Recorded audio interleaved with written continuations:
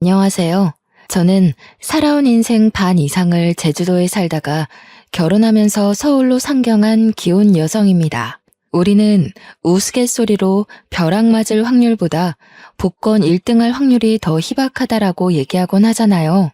저는 원래 복권에 관심이 있는 편은 아니었지만 복권 1등이 된다면 확실히 세상이 달라질 것 같긴 합니다.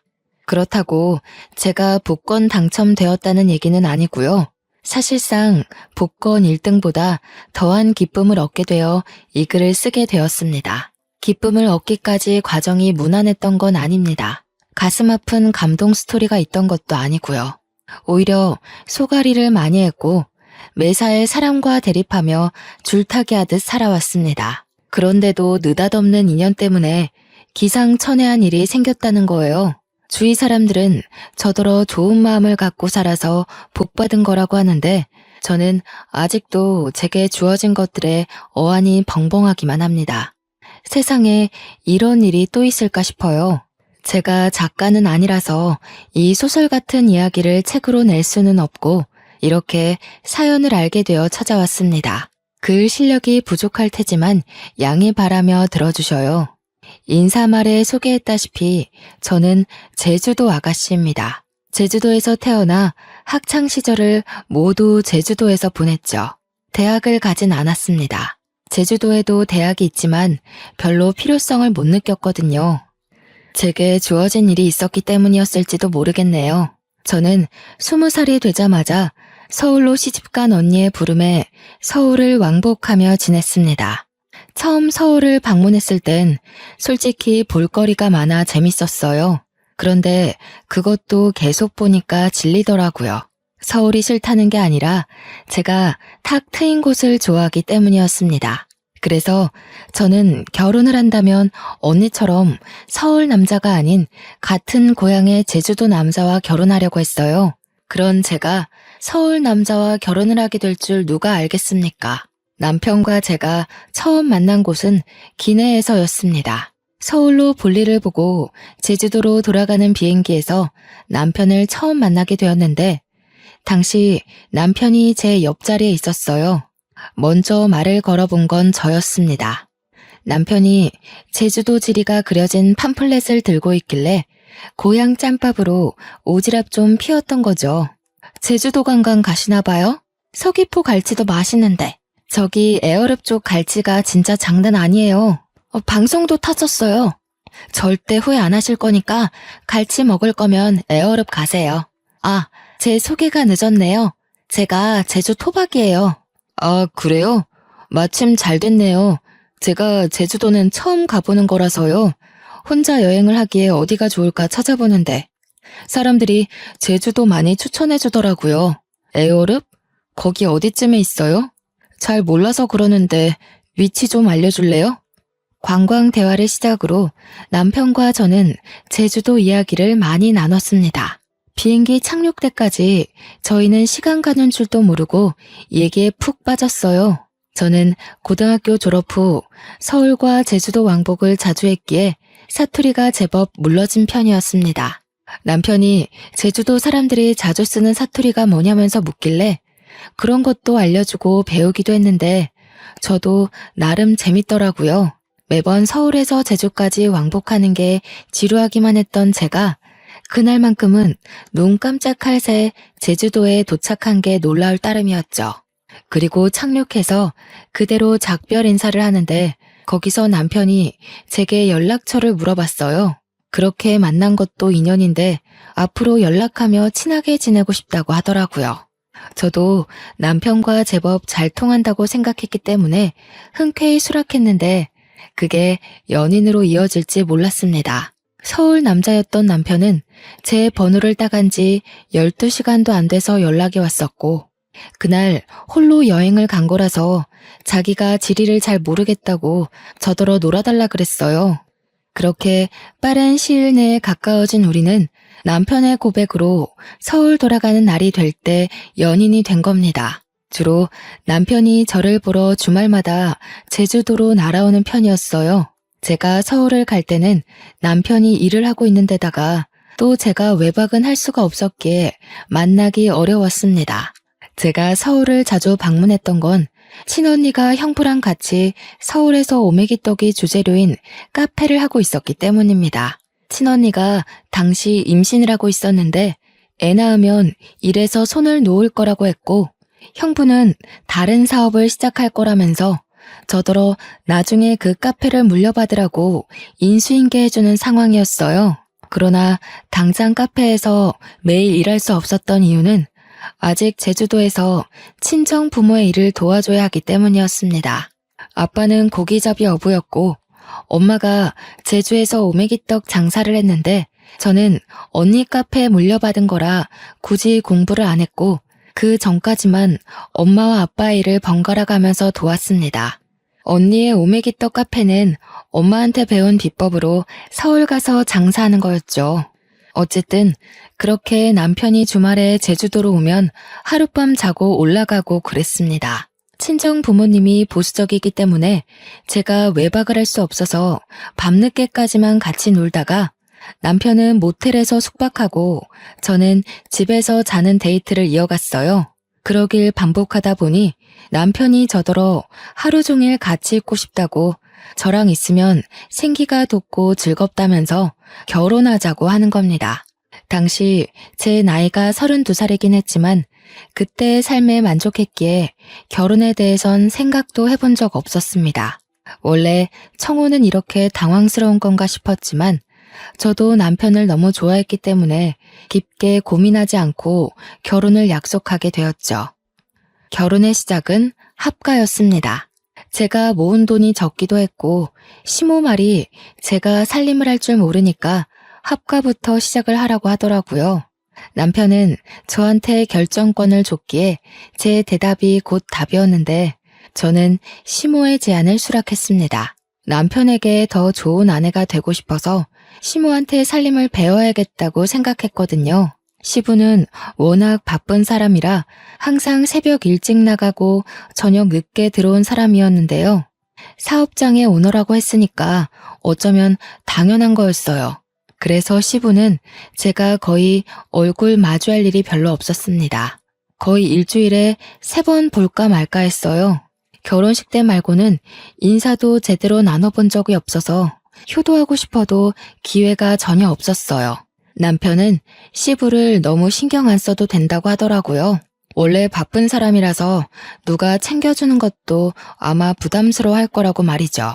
그때부터 저는 시부의 안부를 굳이 궁금해하지 않았습니다. 저는 시집을 가면서부터 친정 일을 못하게 된 대신 친언니 카페로 매일 출근을 할 수 있는 여건이 되었는데요.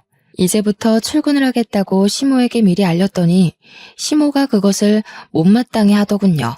그걸 꼭 지금 다녀야 되겠니? 그리 급한 것도 아닌 것 같은데. 결혼 생활에 적응하고 나면 다녀도 되는 거 아니냐? 언니 출산 일이 얼마 안 남아서요. 저희 사정도 좀 급한 상황이에요. 제주도 살 때는 거리 때문에 자주 못 다니고 있었거든요. 여기서는 그리 멀지 않아서 빨리 배울 수 있을 것 같더라고요. 그럼 내가 제대로 살림도 못 가르치겠네.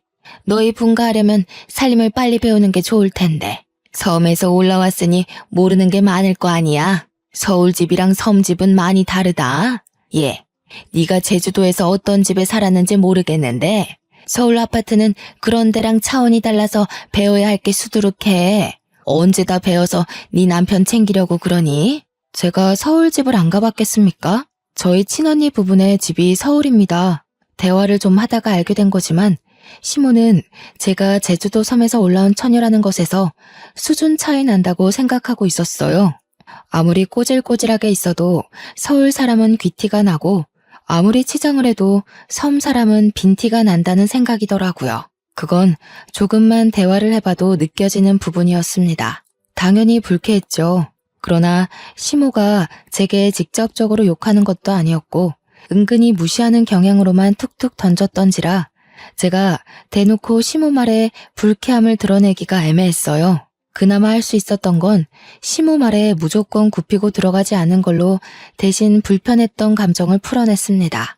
예를 들면 제가 카페에 출근하는 걸 막으려는 시모의 제안을 뻔뻔하게 거절했고 시모가 빙빙 둘러서 자기 원하는 대답을 유도하려 할 때 그걸 시종일관 눈치 없는 척 하는 것 정도였습니다. 그럴 때면 시모가 저를 답답해하면서 한 번씩 자기 분에 못 이겨 저를 포기해버리고 말았어요. 그 덕에 다행히 언니 카페에서 출근을 매일 할 수 있었습니다. 남편에게는 시동생이 하나 있는데요. 시동생이 이 시댁에서 좀 남다른 존재더라고요. 남편과 달리 우수인재 축에 속해서 진작에 유학생활을 하고 있었다고 하더군요. 남편은 공부머리가 뛰어나지 않아서 시부가 유학 제안을 했었지만 바로 거절했다고 했고요. 그래서 시댁은 다른 집과 다르게 희한하게도 장남보다 차남이 우대받는 입장이었습니다. 몰랐는데 시모가 제게 촌스럽다고 은근히 돌려서 서울 여자들이랑 비교했던 것처럼 남편한테도 은근히 시동생과 비교를 하지 뭡니까? 넌 내년에 봉급 얼마나 오른다니? 그래도 다닌 지 오래됐는데 이제 좀 확 오를 때 되지 않았나? 그놈의 쥐꼬리만한 월급 때문에 내가 다 답답하던데. 공무원이 올라봤자죠. 엄마가 생각하시는 만큼 오를 리 없으니까 그만 좀 물어보세요. 어차피 저한테 별다른 관심 없으시잖아요. 얘 봐라. 잔소리도 다 어미의 정이야. 내가 진작에 사업 하나 해보라고 했잖니. 요즘 같은 세상에 공무원 하나 해가지고 뭐 해먹고 살래? 네 동생 봐라. 벌써 그 나이에 한 달에 용돈만 돈 100만 원씩 보낸다.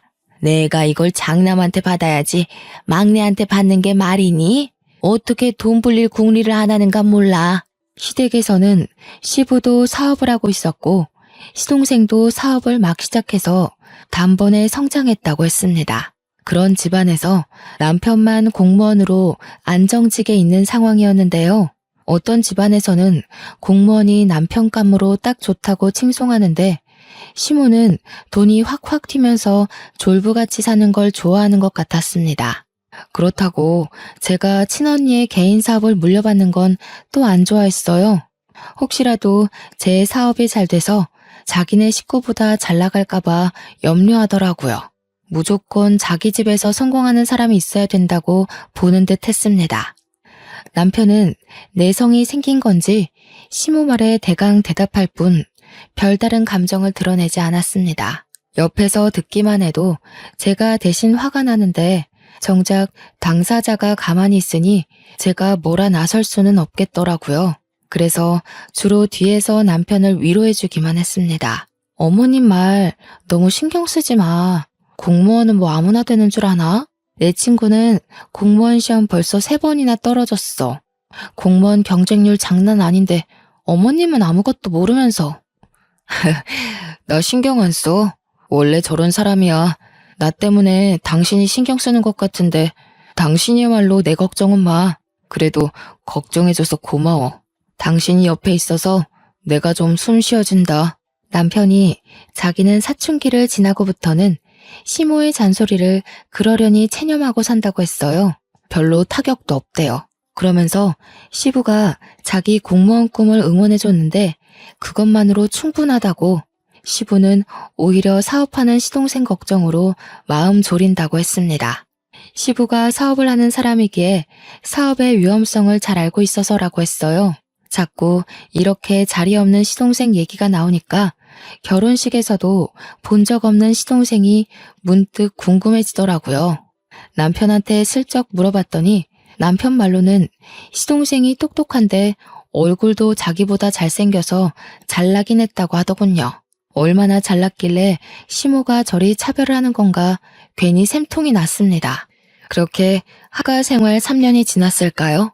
그토록 궁금하던 시동생이 귀국한다는 소식이 들려왔어요. 그날은 시댁에서 완전 명절 분위기였습니다. 시동생이 온다니까 저도 들뜨긴 했는데 한편으로는 남편이 걱정되는 겁니다. 시동생이 완전 한국으로 정착하러 온다는데 없는 사람과도 제 남편을 그렇게 차별했잖아요. 그런데 같이 살기까지 하면 얼마나 더 비교를 하겠어요. 불안과 호기심에 저는 그날 카페 일도 안 나가고 시모랑 같이 음식을 준비했습니다. 그렇게 저녁 시간이 되었는지도 모르고 진수성찬을 차리고 있었는데요. 퇴근하고 온 남편을 제가 반기기도 전에 시모가 먼저 잔소리를 해버리지 뭡니까? 너는 좀 일찍 맞춰서 공항까지 동생 좀 태우고 오지.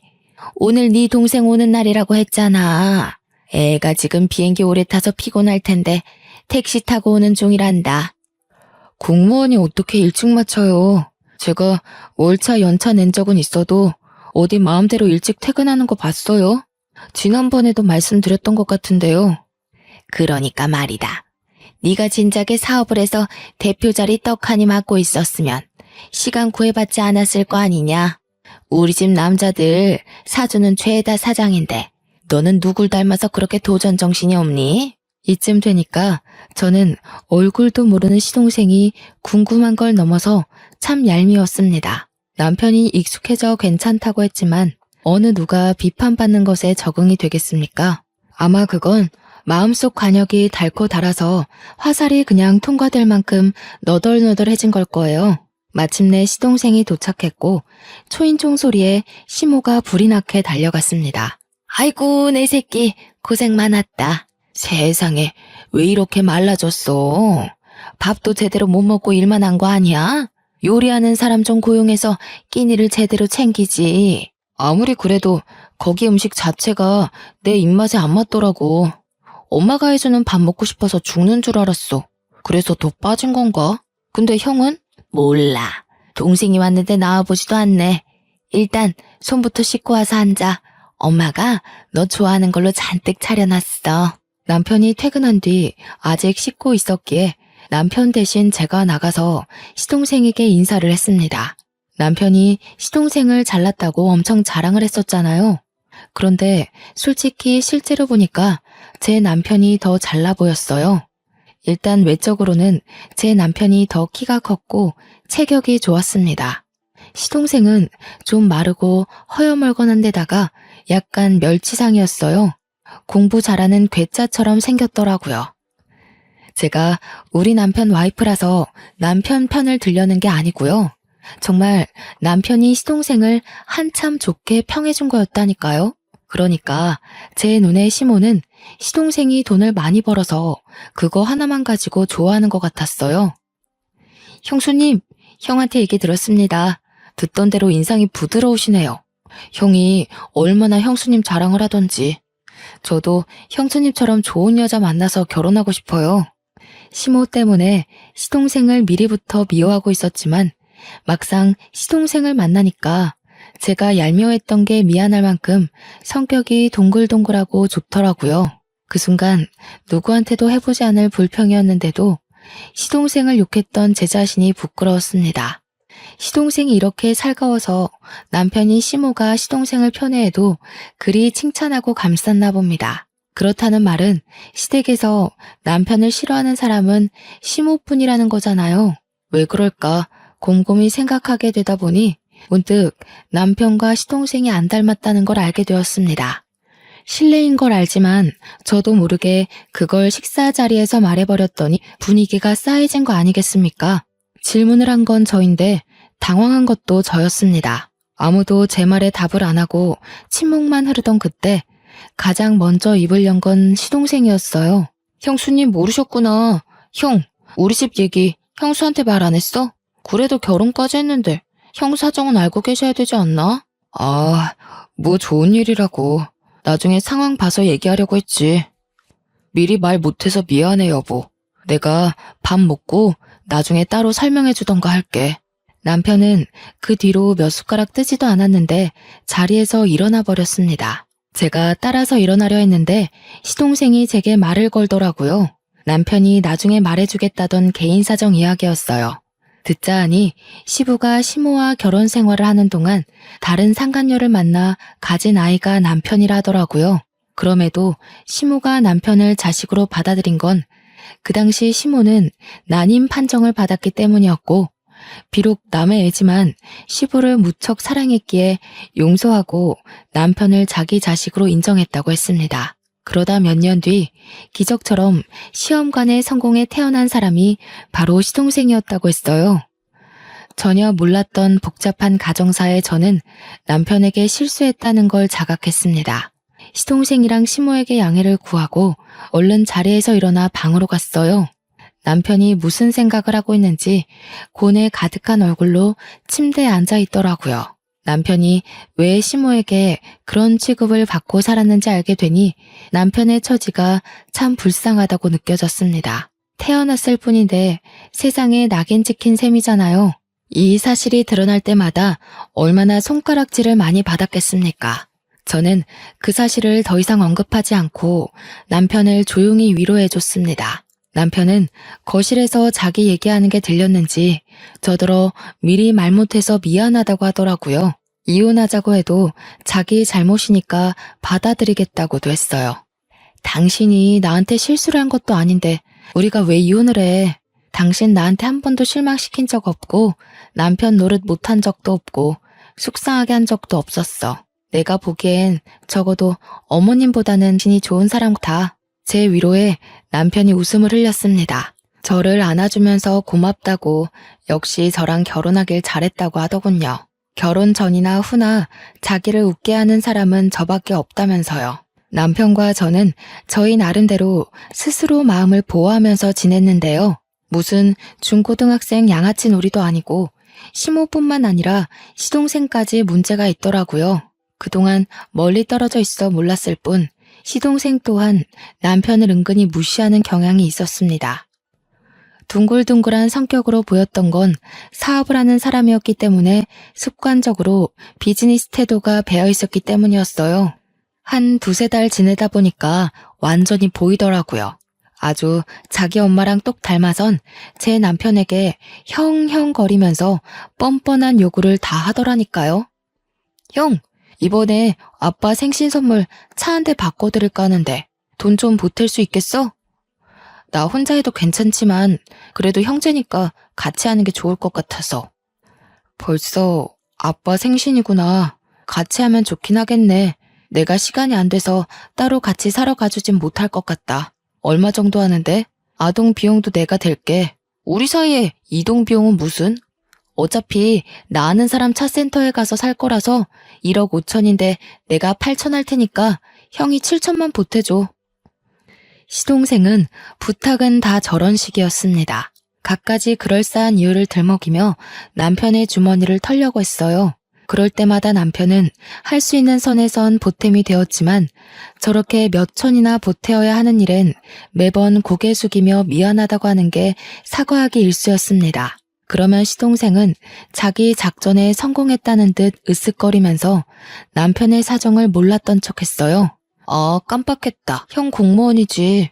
요즘 주변에서 억소리 나는 사업주들만 만나다 보니까 형 공무원이라는 걸 생각 못했네. 미안해. 이런 식으로 아주 거만하기 짝이 없게 남편을 놀려주고 떠나더라고요. 시모처럼 대놓고 구박하는 것도 아니고 남편 생각하는 척하면서 교묘하게 사람 속을 뒤집어 놓는 거 아니겠어요? 남편 말로는 시동생이 큰돈 만지는 사람이다 보니까 진짜 자신의 주머니의 사정을 깜빡해서 그러는 거라고 생각했는데 제 눈에는 아무리 봐도 시동생의 괘씸한 고의로 보였습니다. 시동생이 오기 전에는 시모 한 명이 남편을 괴롭혔다면 이제는 그 스트레스가 2배가 되어버린 것 아닙니까? 남편은 제가 끼니를 잘 챙겨주고 따로 건강영양제까지 챙기는데도 갈수록 기운이 빠지고 수척해졌습니다. 이게 다 시모랑 시동생 때문이라고 생각했어요. 차라리 저를 괴롭혔으면 좋겠다고 생각할 정도였다니까요. 남편 없을 때는 제게 고나리질하지만 남편이 있기만 하면 시모와 시동생의 목표물은 남편으로 돌아섭니다. 제가 뒤에서 남편에게 위로하고 챙기는 것도 한계가 있었어요. 남편에게 제가 별다른 힘이 되어주지 못하는 것 같자 저는 남편에게 우리 그만 분가를 해보는 게 어떻겠냐고 제안했습니다. 우리 대출 받아서 분가하자. 같이 모으고 있던 돈까지 합치면 작은 집 정도는 구할 수 있잖아. 당신 이렇게 기운 없어지는 거 못 보겠어. 이대로면 나 당신 말도 안 듣고 어머님이랑 도련님한테 싸움 걸지도 몰라. 저는 제주살이를 하면서 어릴 때부터 아빠와 엄마의 직장을 놀이터처럼 놀러 다녔다 보니 진상인 사람들을 익숙하게 봤습니다. 그때마다 제가 부모님 지키겠다고 7살 어린 나이에 어른에게 주먹질을 하고 그랬어요. 그래서 부모님께도 많이 혼이 났었어요. 혹시라도 제가 다른 데 가서 사고를 칠까봐 걱정해서였겠죠. 오랜만에 진상인 사람들 만나니까 과거에 들끓던 에너지가 올라오는지 저는 정말 시무랑 시동생과 다툼을 일으킬 것 같았어요. 남편을 위한 것도 있지만 제가 살기 위해서라도 분가를 하고 싶었습니다. 남편은 생각해보겠다고 하더니 하루 뒤에 바로 긍정적인 답변을 주었어요. 그 뒤론 망설이지 않았습니다. 하루라도 빨리 시모와 시동생을 남편과 떼어놓고 싶어서 저녁 식사 자리에서 얘기를 했어요. 저희가 분가를 하겠다고 시모에게 알리자 역시 예상했던 대로 시모는 돈도 없는 것들이 살림 동낼 생각 있냐고 성질을 부렸습니다. 버는 사람 따로 있고 쓰는 사람 따로 있어? 혹시라도 우리한테 손 벌릴 생각이면 말하라. 지금 애비랑 동생이 돈 잘 번다고 콩고물 좀 떨어지지 않을까 생각하나 본데 절대 그럴 리 없다. 우리가 알아서 할 거니까 엄마는 신경 쓰지 마세요. 손 벌릴 생각 없으니 분가할게요. 아버지한텐 제가 따로 연락드리겠습니다. 왜 그래 형? 내가 와서 불편해서 그래? 그럼 그냥 형이 있어. 내가 따로 독립할게. 형 돈도 없으면서 왜 굳이 바보 같은 짓을 해? 이럴 때면 진짜 나이 거꾸로 먹는 것 같다. 바보? 시동생의 섬나는 발언에 저는 남편의 아내로서 더 이상 듣고만 있을 수 없었습니다. 그래서 저도 모르게 제주살이 하면서 억세졌던 성격이 불쑥 튀어나와 버렸지요. 다들 돈 하나름 쥐어줘 보거나 그런 말씀들 하세요. 맨손에 맨입으로 돈 없네 마네. 남의 주머니 사정 놀리지 마시고요. 그렇게 돈이 많으면 좀 뿌려보시든가요. 그래야 우아하면서 입 벌리고 부러워하기라도 하죠. 맨날 말로만 떵떵거리지 큰돈 만진다는 게 진짠지 아닌지 알 수가 있나? 뭐라고요? 형수님, 무슨 말씀을 그렇게 하세요? 아무리 섬 구석에서 덜 배우고 컸다지만 저도 엄연히 시댁 사람입니다. 말 가려주세요. 공무원이라고 무시하는 요즘 세상에 시댁 사람 친정 사람이 어딨대요? 지금은 명절도 안 챙기고 다들 여행 가기 바쁜 시대예요. 시댁 사람은 무슨? 어머, 얘가 오늘따라 왜 이러니? 너 약 먹었어? 그게 무슨 말버릇이야? 세상에 어느 며느리가 너처럼 어른 앞에서 입을 함부로 놀린다니? 어머님도 그러시는 거 아니에요. 어머님 친구 없으시죠? 제가 볼 땐 사람들이 어머님이랑 대화 조금 해도 다 떨어져 나갈 것 같은데. 그래서 더 돈으로 치장하고 사람들 마음 사려는 거죠? 시모는 제 말에 뒷목을 잡으면서 벌떡 일어났습니다. 제 얼굴로 올려는 손을 남편한테 붙잡히는 바람에 화만 버럭 냈어요. 그날은 제가 시댁을 들어오고 시댁에서 처음으로 대판 말다툼이 벌어진 날이었습니다. 제가 굽히지 않으니 상황은 극에 달하기까지 했는데요. 급기야 시동생이 시부한테 연락해서 시부까지 일을 중단하고 시댁으로 찾아오는 사태가 벌어졌어요. 저희가 얼마나 시끄럽게 싸움을 하고 있었으면 시부가 들어오는 소리를 못 들었지 뭡니까. 시부가 고함을 치는 바람에 저희 다툼이 무 자르듯 뚝 끊겨버렸습니다. 하필 제가 건방지게 막 소리를 지르고 있던 때라 저만 순식간에 죄인이 된 기분이었어요. 그리고 태세 전환 빠르게 들어간 시모는 주저앉으며 눈물을 터뜨렸고 시동생은 지 엄마를 달래줌으로써 저는 더 악질 며느리처럼 보이게 되었죠. 시부를 오랜만에 얼굴 마주하는 건데 이 꼴을 보여버렸으니 면목이 없어 고개를 숙였습니다. 동네 창피하지도 않아? 도대체 뭐야? 뭔데 일하는 사람까지 불러서 싸움 구경하게 해? 어디서 나이값 못하고 개싸움을 하고 있냐고? 그때 시동생이 시부를 불렀기에 시동생이 먼저 발언권을 가졌는데요. 아빠, 형수가 나더러 큰돈 만지는 거 구라 아니냐고 거짓말쟁이로 만들더라고. 아빠가 나 사업자금 대줬잖아. 그래서 내가 그거 아빠한테 다 갚았잖아. 증언 좀 해줘. 시부에게 혼나게 생겼다고 각오를 하고 있던 그 순간 시부가 시동생의 싸다구를 훅 날리는 거 아니겠어요? 찰진 소리에 모두가 깜짝 놀래서 숨을 죽였고 시모도 우는 척을 관두고 얼른 일어나 시동생을 살폈습니다. 절딱선이 없는 것. 내가 돈으로 잘난 체 하는 일 없도록 하라고 했지. 나는 아들이라고 봐주는 것도 없다. 철없이 굴면 바로 호적에서 제명이야. 어디서 사업하는 사람이 함부로 허세를 부려? 왜 애 얼굴에 손을 대요? 잘못한 건 큰애네인데 왜 우리 애한테 그러냐고요? 당신 매번 우리 애한테만 차별할 때 내가 얼마나 속상한지 알아요? 시끄러워. 다른 사람 변명 다 필요 없다. 도대체 이게 무슨 난리인지 며느리가 얘기해보거라. 며느리 얘기 끝날 때까지 누구라도 입 열기만 해봐. 바로 쫓아낼 테니까. 의외였습니다. 제가 마지막까지 악을 지르고 있던 사람이라서 시부가 저를 안 좋게 볼 거라고 생각했거든요. 근데 그게 아니라 시부는 그나마 제가 제3의 입장이라고 생각한 것 같았어요. 그래서 저는 지체 없이 토시 하나 빠뜨리지 않고 있었던 모든 대화들을 말씀드렸습니다. 제가 대학만 안 갔지 기억력 하나는 끝내줬거든요. 그래서 친언니한테 인수인계 받을 때도 기억력이 톡톡히 성과를 내주는 덕에 친언니가 저를 더 믿고 가르치는 거였습니다. 시부가 조용히 하라고 했는데도 제 발언에 반박하려는 시모를 시부가 시선으로 제압했어요. 그러면서 시부가 우리더러 자금을 대줄 테니 분가라는 놀라운 제안을 해줬습니다. 저희를 진작에 분가시킬 생각이었는데 자기 일이 바빴던지라 깜빡했다고 하더라고요.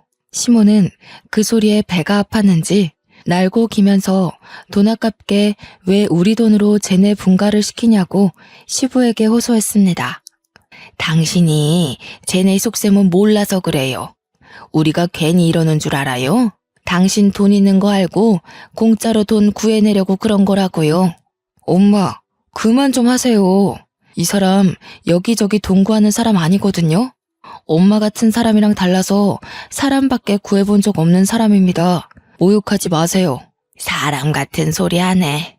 사람은 뭐 아무나 구하는 줄 아니? 차라리 돈 구한다고 하는 게 훨씬 현실 같겠다.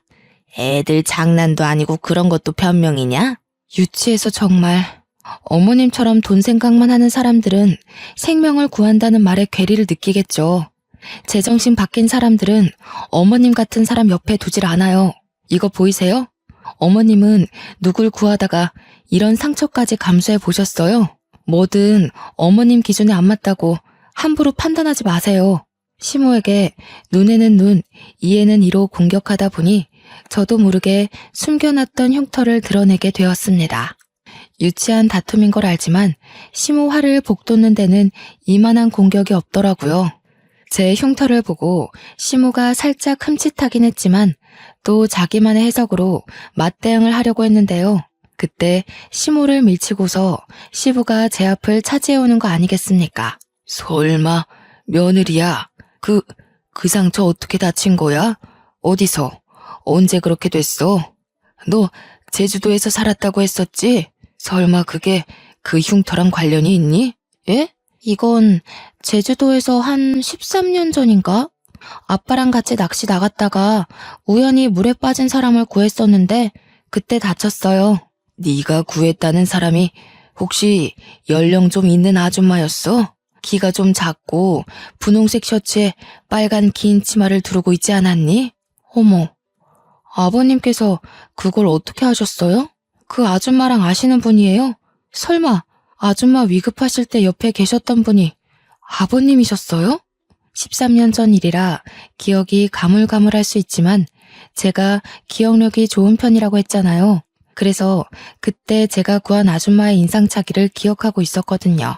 제가 가까운 배 위로 아줌마를 올리자마자 누가 신고를 했는지 이미 해경이 빠르게 당도했었고 그 정신없는 상황에서 저는 시부 얼굴까진 확인하지 못했습니다. 저도 다쳤던지라 해경의 도움을 받아 병원에 가버렸기도 했거든요. 시부는 저의 증언에 충격 먹은 표정을 하고 있더니 곧 제 손을 꼭 잡았습니다. 그 이후 시부가 줄줄줄 얘기해주는 사실에 놀란 건 오히려 저희 쪽이었어요. 알고 보니 제 남편의 친모였던 아줌마가 시한부 인생을 살고 있었는데 유행을 한다고 제주살이를 시작했었대요. 바다가 보고 싶다는 아줌마 말에 시부는 배까지 빌려서 아줌마와 같이 바람을 쐬었는데 시부가 잠시 자리를 비운 사이 배가 흔들렸고 그 바람에 아줌마가 바다에 빠졌다고 하는 겁니다. 우연히 거길 지나갔던 사람이 바로 저와 아빠였던 거예요. 아빠랑 배낚시를 하고 있던 저는 당시 고등학생이었는데 제가 먼저 그 상황을 먼저 목격했거든요. 그래서 물에 빠진 아줌마를 보자마자 망설임 없이 뛰어들었어요. 그런데 아줌마를 건져 올리는 과정에서 바위에 세게 부딪히는 바람에 다리에 커다란 생채기를 내고 말았죠. 피가 뚝뚝 떨어지는 와중에도 저는 사람을 구하느라 정신이 없었고 뒤늦게 달려온 아빠가 제 다리를 살폈습니다. 그 상황에서 아마 시부는 아줌마를 살리기 위해 인공호흡을 하고 있었던 걸로 기억해요. 정신이 없던 와중에도 시부는 제 다리에 난 상처를 유심히 보았나 봅니다. 시간이 흘렀는데도 상처를 보고 단번에 기억을 떠올리다니. 그 당시 제가 아줌마를 살렸지만 원래 아줌마는 시한부였기 때문에 4달 후 사망했다고 합니다. 그러면서 아줌마가 죽기 전에 자기를 살렸던 저를 꼭 만나고자 했다고 방방곡곡 찾으려고 했다는 거였죠. 그런데 저를 찾기란 쉽지가 않았고 아줌마는 결국 저를 만나보지 못하고 세상을 떴답니다. 충격적인 과거를 읊어주면서 시부는 눈물까지 흘렸습니다. 내가 너를 얼마나 찾았는데 이렇게 바로 옆에 있는 줄도 몰랐구나. 내가 지질이도 바보였다. 며느리로 둔 지 수년째인데 이 사실을 이제 알다니. 저는 시부와 그 아줌마가 관계 있다는 사실에 놀란 것도 있지만 제가 시동생한테 들었던 내용과는 이야기가 달라서 혼란스러운 것도 있었습니다. 그러니까 시부의 상간녀 스토리는 제대로 알고 보니 시모가 전부 거짓말로 지어낸 스토리였어요.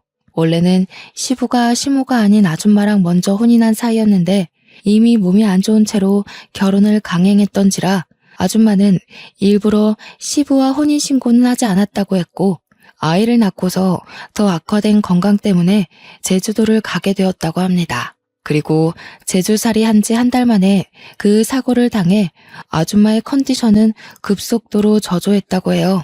자기의 죽음을 예감한 아줌마는 시부한테 빌게 된 소원이 하나 있었는데 그게 바로 시부의 재혼이라고 했답니다. 시부와 아줌마는 서로 많이 사랑하는 사이여서 아줌마가 시부 혼자 남겨진 걸 가장 걱정했대요. 그래서 꼭 재혼을 했으면 좋겠다고 했다지 뭡니까.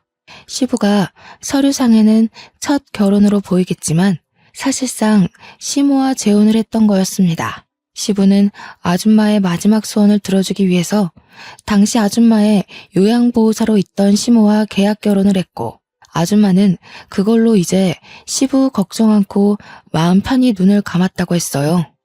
이 사실은 남편도 처음 듣는 것 같았습니다.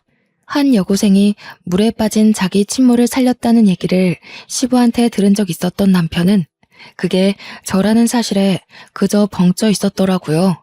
그리고 다른 의미로 시모랑 시동생도 충격을 먹은 채 입을 다물고 있었어요. 그러니까 결과적으로 지금 제게 시모인 저 사람이 아줌마의 요양보호사라는 거잖아요. 대단한 사모님인 척 하던 저 아줌마가 원래는 우리 남편처럼 월급쟁이였다는 거 아닙니까? 어이없어서 웃음이 나왔는데 이런 뒷이야기는 시동생도 처음 알았나 봅니다. 자기 출생 비밀과 출신이 생각보다 형편없다고 생각했는지 자기 엄마한테 분노를 느끼고 있었어요. 사실상 손가락질 받아야 할 사람이 우리 남편 쪽이 아니라 자신 쪽이라는 사실을 자각한 것 같더라고요. 시동생은 시모한테 불같이 화내면서 따지고 있었습니다. 그러거나 말거나 저랑 시부와 남편은 시모 쪽과는 다른 세상에 있었어요. 아무래도 먼저 간 정은 엄마가 너를 알고 며느리로 들인 게 아닌가 싶어. 어떻게 이런 인연이 다 있을 수 있니? 내가 어떻게 이리 소중한 사람을 몰라봤을까? 아니요, 아버님. 저는 할 일을 했을 뿐인걸요. 아줌마가 살아계셨다면 좋았을 것을. 그래도 아버님 말씀하시는 거 들어보니까 아줌마가 정말 좋으신 분이었다는 게 느껴져요. 고맙구나. 내가 이제 먼저 간 정은 엄마한테 얼굴 들 수 있겠어. 그리고 사돈댁에도 곧 인사를 드리러 가야겠다. 내 은인이 우리 집에 들어왔는데 내가 이대로 가만히 있을 수가 없지. 여전히 당황스러운 전개였지만 사실을 받아들인 저는 오히려 아줌마가 돌아가신 것에 유감을 표했습니다. 그리고 시부는 제게 만나면 꼭 보상할 거라 기다리고 있었다면서 잠깐 방에 들어갔다 나오셨는데요. 손에 쥐고 온 건 다름 아닌 통장이었습니다. 돌아가신 아줌마의 유언이기도 하다면서 저에게 그 통장을 주더라고요. 그게 아줌마 사업장을 정리하고 남은 돈의 일부라는데 아줌마 말로는 꼭 자신의 은인에게 답례를 하고 싶어 했다고 했어요. 얼떨떨하게 받은 그 통장을 열어보는 순간 저는 소스라치게 놀라서 다시 시부에게 통장을 돌려줬습니다. 소소한 답례라기엔 너무 큰 돈이었거든요. 회사의 오너였다는 아줌마가 제게 일부만 남겼다는 그 유산은 무려 31억 원이었습니다. 한 번도 본 적 없던 숫자이기도 했고 너무 큰 돈이라 받을 수 없다고 바로 돌려줬는데 시부는 너무 완강했어요. 13년 전부터 이미 이 통장은 제 돈이었다고 자신은 주인을 찾아줬을 뿐이라고 하더라고요. 손이 떨리는 액수였지만 시부의 대쪽 같은 부탁에 저는 결국 그걸 받게 되었고 시모는 조용히 숨지고 있더니 제가 통장을 받자 갑자기 배가 아파서 죽으려고 하더군요. 시모는 곧 시부한테 이혼 요구 당했어요.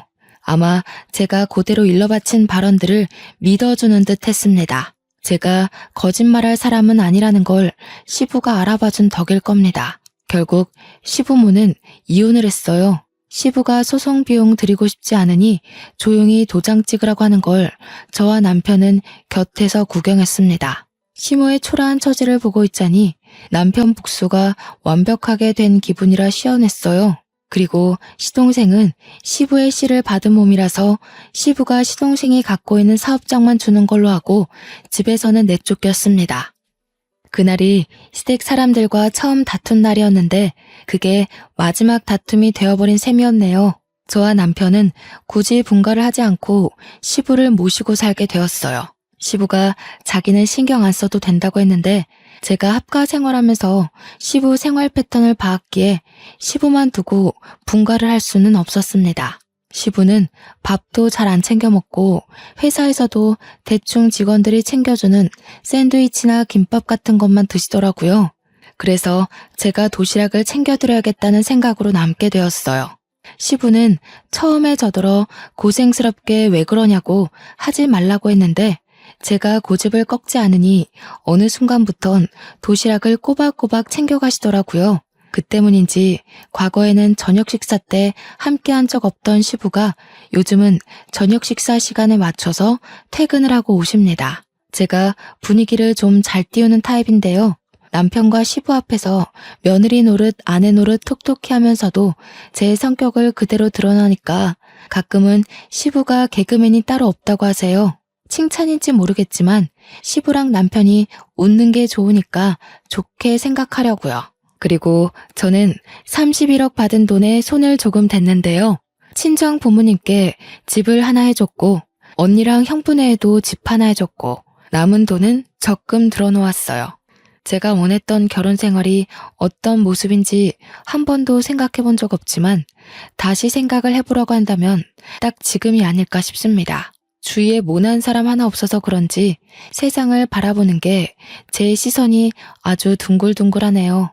앞으로 손자, 손녀가 생긴다면 제 결혼 생활이 완벽하게 즐겁지 않을까 생각합니다. 다른 거 바라는 거 없고 그저 우리 식구들 전부 몸 건강, 마음 건강하게 잘 지내길 바랄 뿐이에요. 제 복권 1등 같은 사연 어떠셨나요? 이거 복권 당첨이라고 해도 되겠죠? 저희 식구가 받은 행운처럼 제 사연 듣고 계시는 청취자분들께서도 돈벼락 떨어지길 바랍니다. 감사합니다.